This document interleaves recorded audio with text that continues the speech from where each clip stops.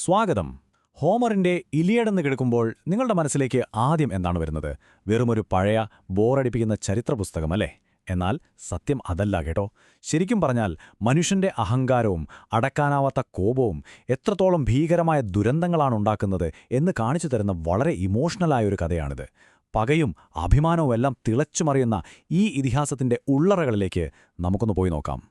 ഒന്ന് ആലോചിച്ചു നോക്കൂ. ഒരു വലിയ യുദ്ധം കൊടുമ്പിരി കൊണ്ട് നിൽക്കുകയാണ്. ആ സമയത്ത് ഒരു സൈന്യത്തിന്റെ ഏറ്റവും വലിയ ആയുധം തന്നെ ഇനി ഞാൻ യുദ്ധത്തിനില്ല എന്ന് പറഞ്ഞ് മാറി നിന്നാൽ എന്ത് സംഭവിക്കും? അതാണ് ഈ കഥയുടെ പ്രധാനപ്പെട്ട കാര്യം. വാളുകൾ തമ്മിലുള്ള യുദ്ധത്തേക്കാൾ ഒരു മനുഷ്യന്റെ ഉള്ളിൽ നടക്കുന്ന ഭയങ്കരമായ ഈഗോ ക്ലാഷുകളാണ് നമ്മളിവിടെ കാണാൻ പോകുന്നത്. ഈ ഒരൊറ്റ ചോദ്യത്തിൽ നിന്നാണ് ബാക്കിയെല്ലാം തുടങ്ങുന്നത്. ഇതാണ് ട്രോയ് നഗരത്തിന്റെ തീരം. അവിടെ ഒറ്റപ്പെട്ട് കിടക്കുന്ന കുറച്ച് ഗ്രീക്ക് കപ്പലുകൾ. 1-2 വർഷമല്ല, കഴിഞ്ഞ 9 വർഷമായി ആ സൈനികരവിടെ കുടുങ്ങിക്കിടക്കുകയാണ്. സ്വന്തം വീടും കുടുംബവുമൊക്കെ വിട്ട് എപ്പോൾ വേണമെങ്കിലും മരണം മുന്നിൽ വരാവുന്നൊരു ഭീകരാവസ്ഥ. ആ സൈനികരെത്രത്തോളം നിസ്സഹായരായിരുന്നു എന്ന് നിങ്ങൾക്ക് ഊഹിക്കാമല്ലോ. ഈയൊരു ശ്വാസം മുട്ടിക്കുന്ന സാഹചര്യത്തിൽ നിന്നാണ് വലിയൊരു പൊട്ടിത്തെറി ഉണ്ടാകാൻ പോകുന്നത്. അക്കിലസിന്റെ കോപം, ആയിരങ്ങളെ കുരുതി കൊടുത്ത ആ വഴക്ക്.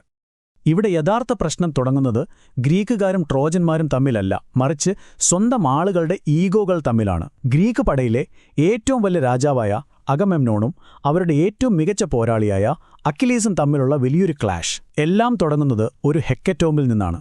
പണ്ടുകാലത്ത് ദൈവങ്ങളുടെ കോപം മാറ്റാൻ 100 കാളകളെ ബലി നൽകുന്ന വലിയൊരു ചടങ്ങാണ് ഈ ഹെക്കറ്റോംബ്. അന്നൊക്കെ ദൈവങ്ങളുമായുള്ള ബന്ധമെന്ന് പറയുന്നത് വെറുമൊരു കൊടുക്കൽ വാങ്ങൽ മാത്രമായിരുന്നു. എന്നാൽ ഗ്രീക്ക് രാജാവായ അഗമെമ്നോൺ അപ്പോളോ ദേവന്റെ പൂജാരിയുടെ മകളെ വിട്ടുകൊടുക്കാൻ തയ്യാറായില്ല. പോരാത്തതിന് ദേവനീ ഹെക്കറ്റോംബ് നൽകിയതുമില്ല. അപ്പോളോ ദേവന് ദേഷ്യം വരാൻ വേറെ വല്ലതും വേണോ? ദേവൻ ഗ്രീക്ക് സൈന്യത്തിലേക്ക് മാരകമായൊരു മഹാമാരി അഴിച്ചുവിട്ടു. ഇവിടെ ഈ 2 നേതാക്കളുടെയും ലക്ഷ്യങ്ങൾ തമ്മിൽ അജഗജാന്തരമുണ്ട്. അഗമെമ്നോൺ തന്റെ അധികാരവും പൊളിറ്റിക്കൽ പവറും നിലനിർത്താൻ ആ സമ്മാനം കയ്യിൽ വെച്ചേ തീരൂ. എന്നാൽ മറുവശത്ത് അക്കിലിസോ? തന്റെ കഴിവിനും യുദ്ധകളത്തിൽ താൻ ഒഴുക്കിയ ചോരയ്ക്കും അർഹമായ ബഹുമാനമാണ് അവൻ ചോദിക്കുന്നത്. രണ്ടുപേരും ഒന്നിനൊന്ന് പിടിവാശിക്കാർ. ആരും 1 ഇഞ്ച് പോലും പിന്നോട്ടു പോകുന്നില്ല. ഈ അഹങ്കാരം കാരണം ഒരു ഒത്തുതീർപ്പ് അവിടെ അസാധ്യമായി മാറുകയാണ്.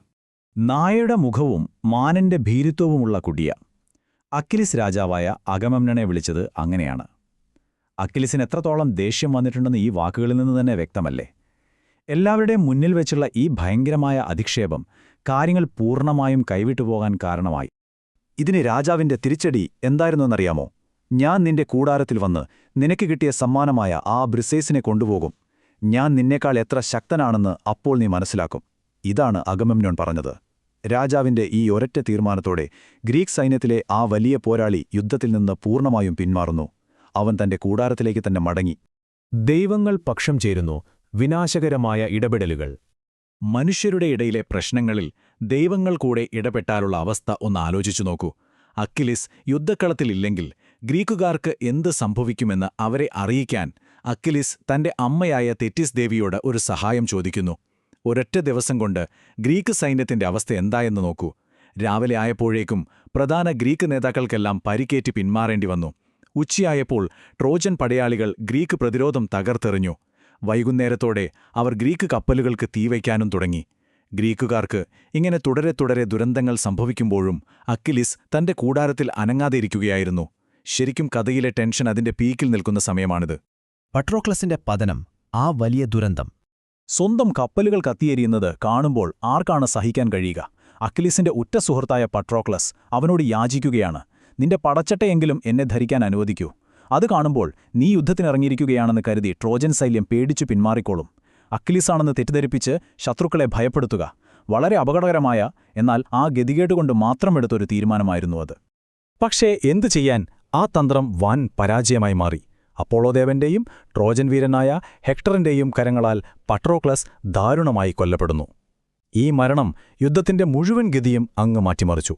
അതോടെ ട്രോജൻ സൈന്യത്തിന് വീണ്ടും മുൻതൂക്കം ലഭിച്ചു. അക്കിലീസിന് തന്റെ ആ ദിവ്യമായ പടച്ചട്ട നഷ്ടപ്പെട്ടു. എല്ലാറ്റിലുമുപരി തന്റെ പ്രാണസ്നേഹിതന്റെ മരണത്തിനു പകരം ചോദിക്കാൻ അക്കിലീസ് വീണ്ടും യുദ്ധക്കളത്തിലേക്കിറങ്ങാൻ നിർബന്ധിതനായി. ചുരുക്കം പറഞ്ഞാൽ അതോടെ ഹെക്ടറിന്റെ മരണവും അവിടെ ഉറപ്പിക്കപ്പെട്ടു കഴിഞ്ഞിരുന്നു. അക്കിലീസിന്റെ മടങ്ങിവരവ്, അഴിച്ചുവിടപ്പെട്ട കോപം. തന്റെ പ്രിയ സുഹൃത്തിന്റെ മരണം അക്കിലസിനെ ശരിക്കുമൊരു ഭ്രാന്തനാക്കി മാറ്റി. ദൈവങ്ങൾ നൽകിയ പുതിയ ആയുധങ്ങളുമായി ഒരു സാധാരണ മനുഷ്യൻ എന്നതിലുപരി സകലതും നശിപ്പിക്കുന്നൊരു വിനാശശക്തിയായി അക്കിലേസ് കുതിച്ചുപാരുകയാണ്. അവന്റെ വാക്കുകൾ കേൾക്കണോ? രക്തവും കൂട്ടക്കുരുതിയും മരിക്കുന്നവന്റെ അന്ത്യശ്വാസവുമല്ലാതെ മറ്റൊന്നും ഇപ്പോൾ എന്റെ ചിന്തയിലില്ല. വെറുമൊരു പിടിവാശിക്കാരനായ രാജകുമാരനിൽ നിന്ന് ദയവില്ലാത്തൊരു പ്രതികാരമൂർത്തിയായി അക്കിലിസ് മാറുന്നതെങ്ങനെയാണെന്ന് നോക്കൂ. അക്കിലിസ് യുദ്ധക്കളത്തിലേക്ക് ഓടിയിറങ്ങുമ്പോൾ അവരുടെ കാൽവെപ്പുകളിൽ ഭൂമി പോലും കുലുങ്ങി എന്നാണ് ഇതിഹാസത്തിൽ പറയുന്നത്. ആ രംഗം എത്രത്തോളം ഭീകരമാണെന്ന് നിങ്ങൾക്ക് ചിന്തിക്കാവുന്നതേയുള്ളൂ. തന്റെ മുന്നിൽ വരുന്ന എന്തിനേയും ഇല്ലാതാക്കി ഒറ്റയ്ക്ക് നിന്നുകൊണ്ട് മുഴുവൻ ട്രോജൻ സൈന്യത്തെയും അവരുടെ കോട്ടയ്ക്കുള്ളിലേക്ക് ഓടിച്ചു കയറ്റുന്ന അക്കിലിസിന്റെ ശക്തി സത്യത്തിൽ അത് സങ്കൽപ്പിക്കാവുന്നതിലും അപ്പുറമാണ്. ഹെക്ടറിന്റെ മരണം, ആ അന്തിമ പോരാട്ടം. ഈ മഹായുദ്ധത്തിലെ ഏറ്റവും മികച്ച 2 പോരാളികൾ തമ്മിലുള്ള ഒഴിവാക്കാനാവാത്ത ആ വലിയ അന്തിമ പോരാട്ടമാണിത്. ഒരു വശത്ത് കോപം കൊണ്ട് ജ്വലിക്കുന്ന അക്കിലിസ്, മറുവശത്ത് തന്റെ നാടിനുവേണ്ടി ജീവൻ കൊടുത്തു പൊരുതുന്ന ഹെക്ടർ. എന്നാൽ യുദ്ധക്കളത്തിലെ ഈ പോരാട്ടങ്ങൾക്കെല്ലാം മുകളിൽ സിയൂസ് ദേവൻ തന്റെ സ്വർണ്ണത്രാസുയർത്തുന്നുണ്ട്. അപ്പോൾ എന്ത് സംഭവിച്ചെന്നറിയാമോ? ഹെക്ടറിന്റെ വിധി പാതാളത്തിലേക്ക് താഴ്ന്നു. മനുഷ്യരായാലും ശരി, ദൈവങ്ങളായാലും ശരി, വിധിയെ ആർക്കും മറികടക്കാനാവില്ലല്ലോ. പോരാട്ടം തുടങ്ങുന്നതിനു മുൻപ് തന്നെ ഹെക്ടറിന്റെ മരണം ആ സ്വർണ്ണത്രാസിൽ ഉറപ്പിക്കപ്പെട്ടു കഴിഞ്ഞിരുന്നു. യുദ്ധത്തിൽ ഹെക്ടറെ വെറുതെ കൊല്ലുക മാത്രമല്ല അക്കിലിസ് ചെയ്തത്. ശരീരത്തിൽ നിന്ന് പടച്ചട്ട ഊരിയെടുത്ത് തന്റെ രഥത്തിന് പിന്നിൽ കെട്ടി വലിച്ചിഴച്ച് ആ മൃതദേഹത്തെ അവൻ അതിക്രൂരമായി അപമാനിച്ചു. അന്ത്യകർമ്മങ്ങൾ ചെയ്യാൻ പോലും വിട്ടുകൊടുത്തില്ല. അക്കിലീസിന്റെ സങ്കടവും കോപവും അവനിലെ മനുഷ്യത്വത്തെയും സാമാന്യ മര്യാദകളെയും എങ്ങനെയാണ് പൂർണ്ണമായും ഇല്ലാതാക്കിയത് എന്ന് ഇത് വ്യക്തമാക്കുന്നുണ്ട്. ശരിക്കും ഞെട്ടിക്കുന്നൊരു കാഴ്ചയാണത്. മാനവികതയുടെ മടങ്ങിവരവ്, ഒരു പിതാവിന്റെ യാചന. യുദ്ധക്കളത്തിലെ അക്രമങ്ങളിൽ നിന്നും രക്തച്ചൊരിച്ചിലുകളിൽ നിന്നും വളരെ വ്യത്യസ്തമായി അക്കിലീസിന്റെ കൂടാരത്തിലെ വളരെ ശാന്തവും ഇമോഷണലുമായ ഒരു രംഗത്തിലേക്കാണ് നമ്മളിപ്പോൾ വരുന്നത്.